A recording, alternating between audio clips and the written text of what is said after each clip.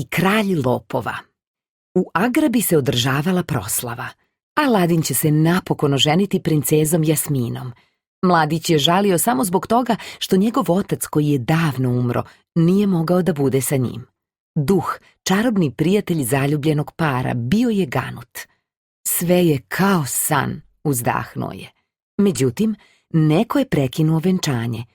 40 razbojnika napalo je kraljevsku palatu. Njihov predvodnik Kasim, kralj lopova, želeo je da ukrade žezlo, jedan od svadbenih poklona, a Aladin je uspeo da mu ga otme. Lopovi su se povukli, a Aladin je uskoro saznao zašto je Kasim želeo žezlo. U njemu se nalazila proročica, duh koji je čuvao odgovore mnogih tajni. Kralj lopova želeo je da mu otkrijem gde se nalazi najveće blago, objasnila je proročica. Također je obavestila Aladina da mu je otac bio i dalje živ. Gde je on? Pitao je Aladin uzbuđeno. Prati put 40 razbojnika, odgovorila mu je proročica.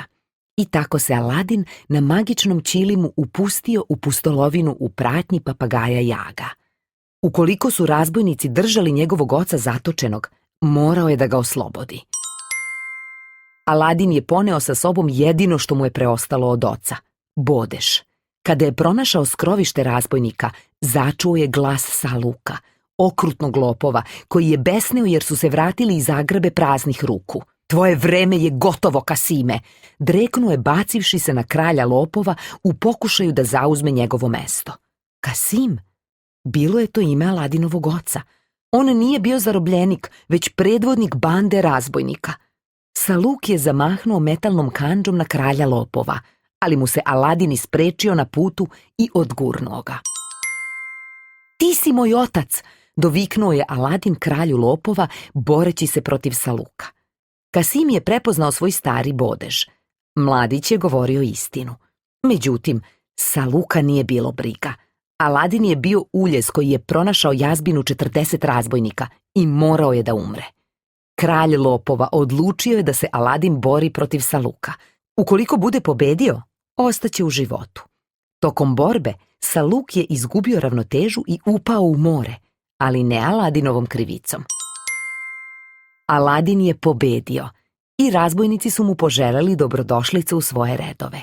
Kasim mu je zatim pokazao mesto za koje je jedino on znao.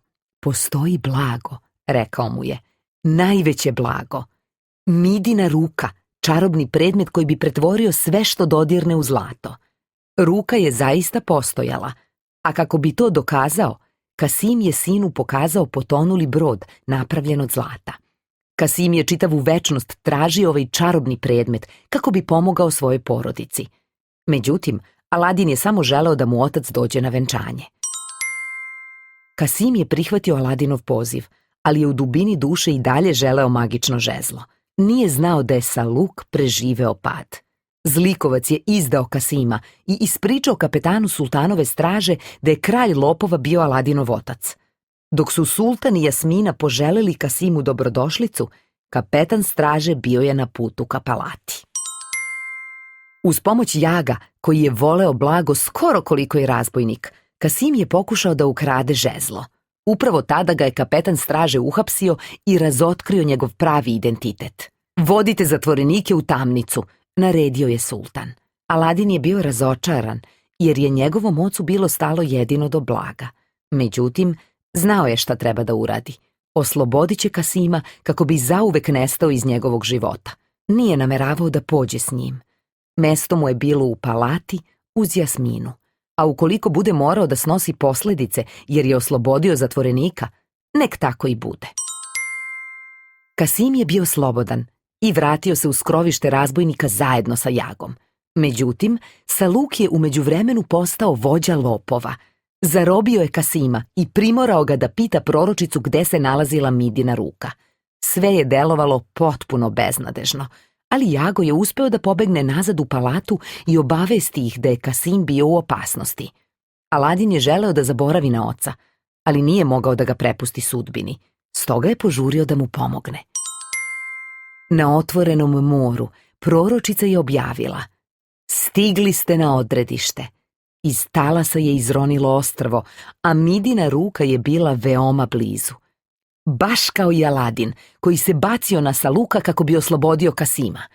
Trebale su mi godine da pronađem oca i nemam nameru da ga ponovo izgubim, rekao je udarivši strašnog razbojnika. Zatim se osmehnuo Kasimu. Hajdemo sad po tvoje blago. Zajedno su ušli u palatu koja se nalazila na ostrvu, tražeći Midinu ruku. Unutar prostrane dvorane nalazio se sivi kip kralja Mide, kao i njegova zlatna ruka. U jednom skoku Aladin je dosegao kip, a otac ga je upozorio. Ne dodiruj ruku. Aladin ju je uhvatio za zglob i dobacio je ocu, ali Saluk se osvestio i stigao do Aladina. Daj mi Midinu ruku, Kasime, ili će tvoj sin umreti, zaurlao je. Kralj lopova bio je spreman da se odrekne sveg blaga na svetu kako bi spasao Aladina, te je dobacio ruku razbojniku. Saluk je uhvatio čarobni predmet smejući se i trenutak kasnije pretvorio se u zlato. Ruka bi preobrazila svakog ko je dodirne. Kasim se domogao zlatne ruke, ali mu više nije bilo stalo do nje. Ova prokletinja me je umalo stajala najvećeg blaga, uzviknuo je. Tebe, sine, ti si moje najveće blago. Midina ruka može da ponese svoje prokletstvo na dno mora. Zatim ju je bacio u vodu. Jedino bogatstvo koje je Kasim želeo bila je ljubav sina. Srce mu se ispunilo radošću kada su se napokon Aladin i Jasmina venčali. Mladenci su se udaljavali od oltara uz gromoglasan aplauz, a tigar Radža nosio je šlep Jasminine venčanice. Kasim je posmatrao prizor iz senke, srećan zbog mladog para. Zaputio se u novu pustolovinu zajedno sa Jagom. I dalje je bio kralj lopova, traženi razbojnik, iako se dokazao kao hrabar čovek koji je izabrao pravo bogatstvo.